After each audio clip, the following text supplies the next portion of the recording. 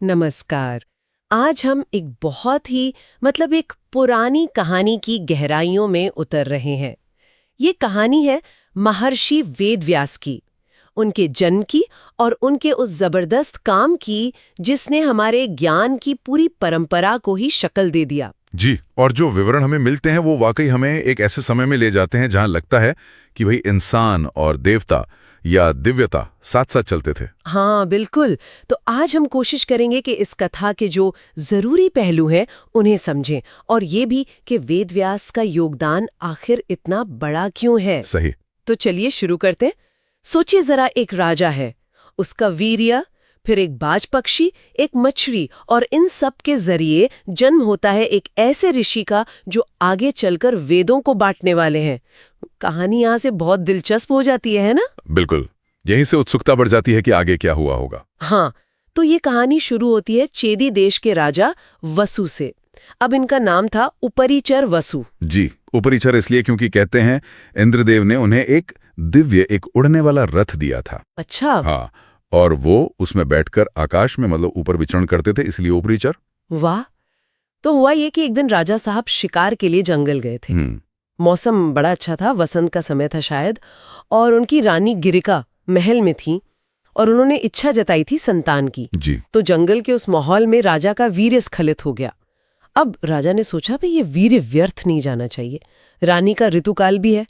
तो उन्होंने उसे एक वटपत्र बड़ के पत्ते में लपेटा और अपने एक संधे हुए बाज को दिया। हाँ। कि जाओ इसे सीधा रानी गिरिका तक पहुंचा दो। यहीं पर देखिए वो बात आती है जो मैंने शुरू में कही थी, इंसान की योजना।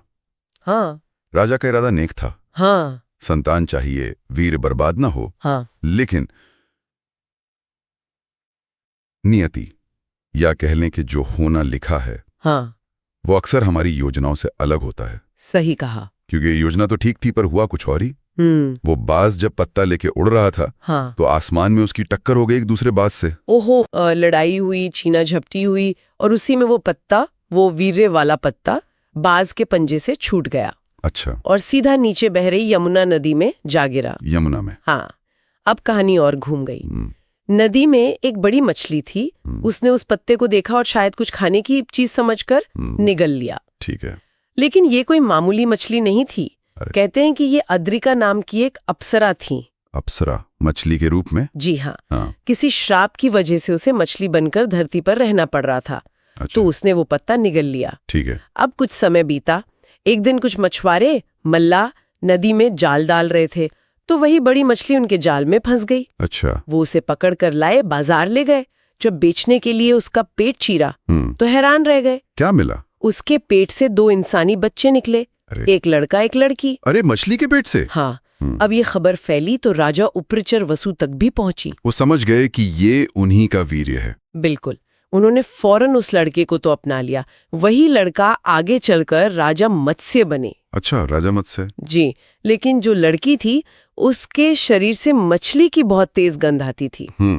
मत्स्य गंधा। हाँ, शायद इसीलिए। तो राजा ने उसे अपनाने से मना कर दिया और उसे मछुआरों के सरदार दासराज को सौंप दिया कि तुम इसे पालो। दासराज ने उसका नाम रखा सत्यवती। ये पूरा प्रसंग ये अपने आप में कितना अद्भुत है। देखिए, एक श्राप है, फिर एक अप्सरा मछली बन जाती है, फिर राजा का वीर्य है जो अप्रत्याशित रूप से उस तक पहुंचता है, और फिर 2 बच्चों का जन्म। ये सब मिलकर सत्यवती के जन्म की भूमिका बनाते हैं। सही। और ये बात ध्यान देने लायक है कि जन्म भले ही इतना अलौकिक हो, पालन पोषण एकदम सामान्य माहौल में हुआ, मछुआरों के बीच। और ये जो गंध वाली बात है ना, ये आगे बहुत महत्वपूर्ण होने वाली है, सत्यवती और उसकी ये गंध। हाँ बिल्कुल। तो सत्यवती बढ़ी हुई, अपने पालक पिता के साथ रहती, उनके काम में हाथ बटाती, यमुना नदी पर नाव चलाकर लोगों को पार उतारने का काम करती थी। वो एक नाविक कन्या। जी। सुंदर थी, पर वो मछली की गंध हमेशा साथ रहती। फिर एक दिन क्या हुआ, महान ऋषि पराशर मुनि। पराशर ऋषि? हाँ, वो तीर्थ यात्रा पर निकले थे और यमुना किनारे पहुंचे। नदी पार करनी थी। और नाव पे कौन थी? सत्यवती। अच्छा। ऋषि पराशर ने सत्यवती को देखा और बस देखते ही मोहित हो गए। उन्होंने अपनी दिव्य दृष्टि से, ज्योतिष ज्ञान से देखा कि अरे, अभी तो एक ऐसा शुभ मुहूर्त चल रहा है, ऐसा नक्षत्र योग है कि अगर इस समय गर्भ ठहरे तो उससे पैदा होने वाला बालक कोई साधारण नहीं होगा। वो महान, ज्ञानी, तेजस्वी, युग बदलने वाला होगा। अच्छा, तो उन्होंने क्या किया? उन्होंने सत्यवती के सामने प्रणय का प्रस्ताव रख दिया, समागम की इच्छा प्रकट की। अब सत्यवती तो बेचारी सकुचा गई, मुश्किल में पड़ गई। स्वाभाविक है, एक ऋषि और एक साधारण नाविक कन्या। हाँ, उसने अपनी 3 चिंताएं बताई। पहली कि महाराज, मैं तो अभी कन्या हूँ, अविवाहित हूँ, आपके साथ संबंध से मेरा कौमार्य नष्ट हो जाएगा। दूसरी चिंता कि ये तो दिन का समय है, नदी के दोनों तरफ लोग हैं, घाटे हैं, कोई देख लेगा तो क्या होगा, लोक लाज का डर। सही बात है। और तीसरी जो शायद उसकी सबसे बड़ी हिचक थी, उसने कहा मेरे शरीर से तो मछली की तीव्र दुर्गंध आती है, इस गंध के साथ ये सब कैसे? हाँ, ये तीनों ही चिंताएं बहुत वास्तविक हैं। अब किसी भी स्त्री के लिए ये सोचना स्वाभाविक है। बिल्कुल। लेकिन ऋषि पराशर तो साधारण मनुष्य नहीं थे, वो महान तपस्वी थे, उनके पास तपोबल था, शक्तियां थीं। जी। उन्होंने सत्यवती की तीनों समस्याओं का हल निकाल दिया, एकदम तुरंत। कैसे? पहले कौमार्य वाली बात पर उन्होंने वचन दिया कि संबंध के बाद भी तुम कन्या ही रहोगी, तुम्हारा कौमार्य भंग नहीं होगा। हाँ। अच्छा, ये तो अद्भुत है। हाँ। फिर लोगों के देखने का डर, उन्होंने अपने तपोबल से चारों तरफ घना कोहरा, धुंध फैला दी, ताकि कुछ दिखाई न दे। हाँ।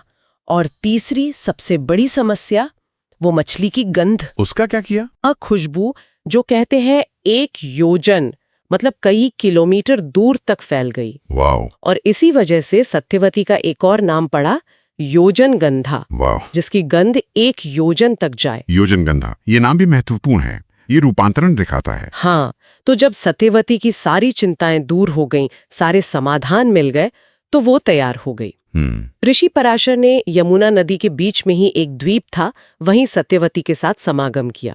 और कहते हैं उसी पल उसी द्वीप पर एक बालक का जन्म हुआ। तुरंत? हाँ, जन्म लेते ही वो बालक युवा अवस्था को प्राप्त हो गया, जैसे उसमें सारा ज्ञान पहले से ही भरा हो। अद्भुत। क्योंकि जन्म द्वीप पर हुआ था और रंग सांवला था, तो नाम पड़ा कृष्ण द्वैपायन। कृष्ण द्वैपायन। कृष्ण मतलब सांवला और द्वैपायन मतलब द्वीप पर जन्मा। जी हाँ, और यही कृष्ण द्वैपायन आगे चलकर महर्षि वेदव्यास के नाम से जाने गए। ये जन्म अपने आप में कितना प्रतीकात्मक है।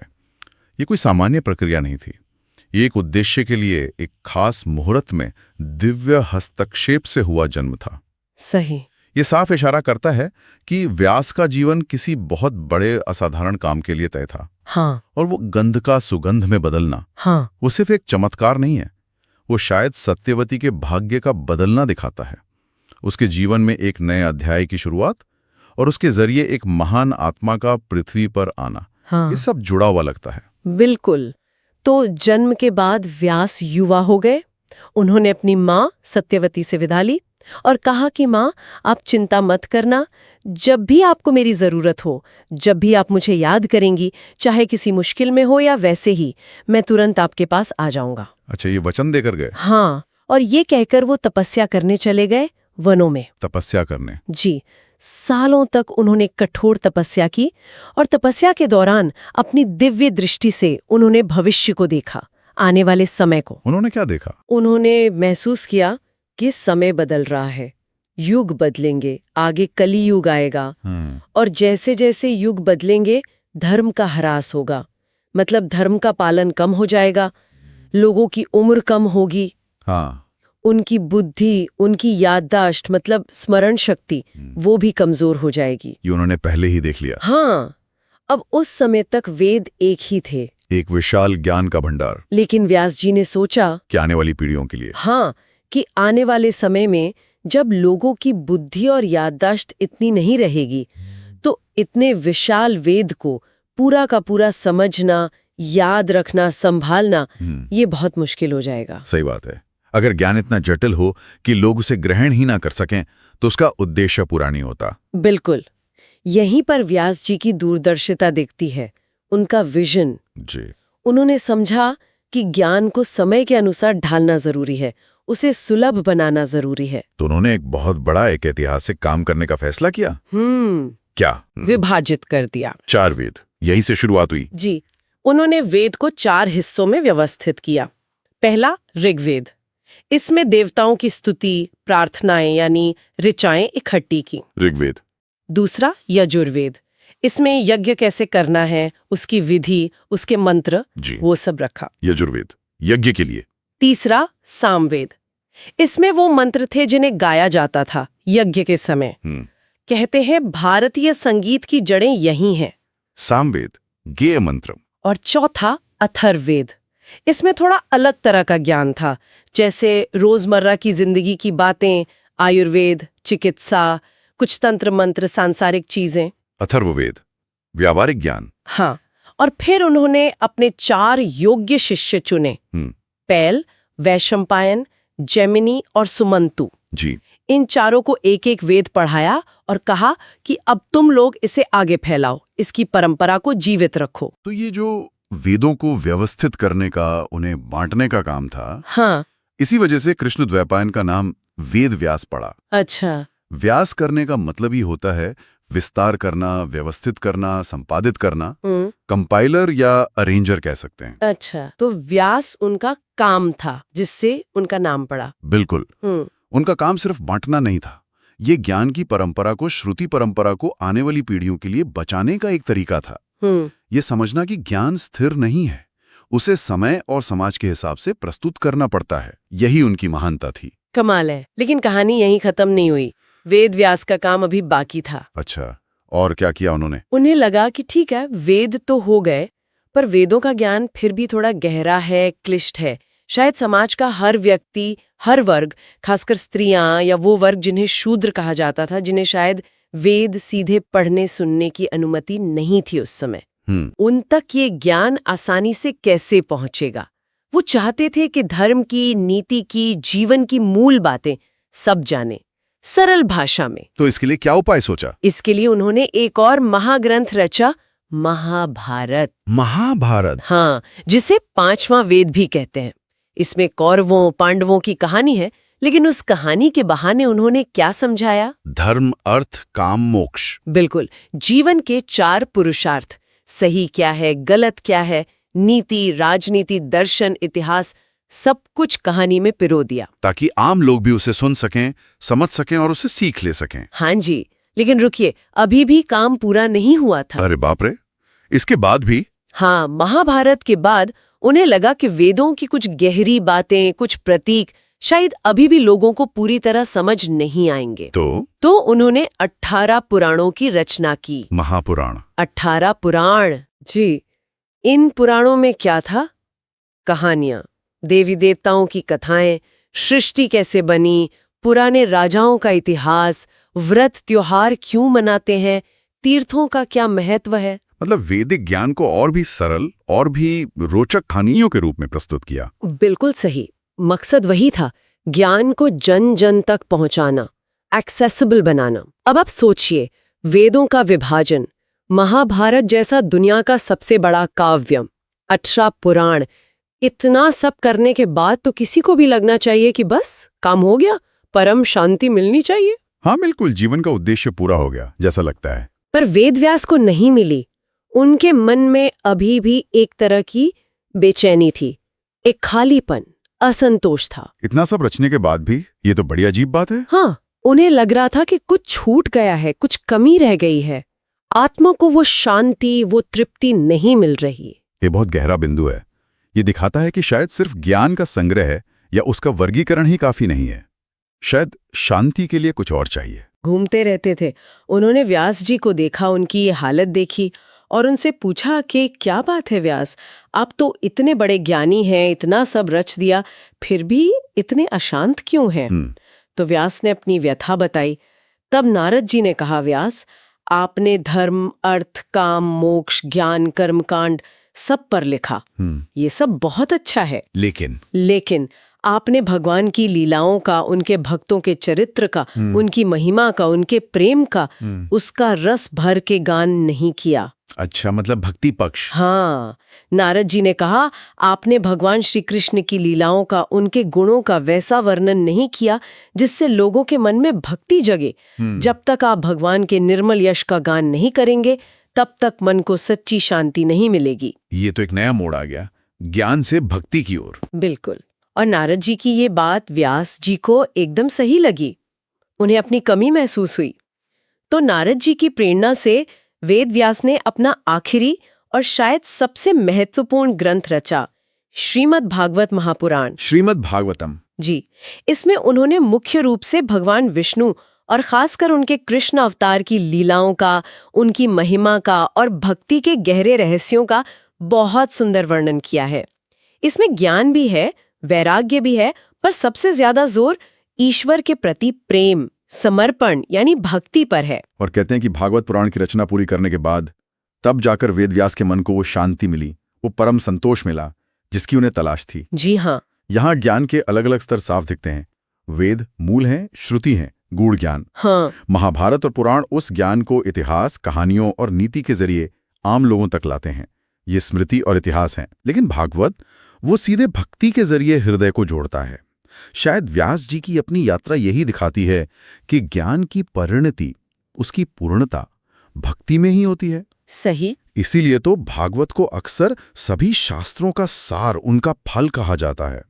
और उनके पुत्र हुए श्री शुकदेव जी, जो खुद महान ज्ञानी थे, उन्होंने ही बाद में राजा परीक्षित को ये भागवत कथा सुनाई थी। तो ये थी कहानी महर्षि वेद व्यास की, उनके जन्म की वह अद्भुत घटनाएं और फिर ज्ञान के इतने बड़े सागर को वेदों में, महाभारत में, पुराणों में और आखिर में श्रीमद् भागवत में सहेजकर हम तक पहुंचाने का उनका महान कार्य। सच में एक ऐसी यात्रा जिसने भारतीय चिंतन, हमारी संस्कृति, हमारा अध्यात्म सबको एक दिशा दी, एक आधार दिया। हाँ, वेदव्यास का योगदान सिर्फ किताबें लिखना नहीं था। उनका असली काम था ज्ञान को समय के साथ बदलना, उसे जीवित रखना। और यही वजह है कि हजारों साल बाद भी उनका काम, उनके ग्रंथ हमें इतना प्रभावित करते हैं, हमारी जड़ों में बसे हुए हैं। बिल्कुल। आज की इस पूरी बातचीत के बाद मेरे मन में एक सवाल घूम रहा है जी, कि जैसे व्यास जी ने उस बिखरे हुए विशाल ज्ञान को एक ढांचा दिया, एक संरचना दी वेदों में, पुराणों में, तो क्या ज्ञान को इस तरह व्यवस्थित करना, उसे स्ट्रक्चर देना, क्या ये चीज खुद उसके अर्थ को, उसके प्रभाव को भी बदल देती है? दिलचस्प सवाल है। मतलब क्या किसी जानकारी को जिस तरह से प्रस्तुत किया जाता है, उसका जो फ्रेमवर्क बनाया जाता है, क्या वो तरीका ही आने वाली पीढ़ियों की उस ज्ञान के प्रति समझ को एक खास दिशा दे देता है, उसे शेप कर देता है? सोचने वाली बात है। क्या संरचना अर्थ को सीमित करती है या उसे स्पष्ट करती है, या दोनों? हाँ, इस पर जरूर सोचा जा सकता है।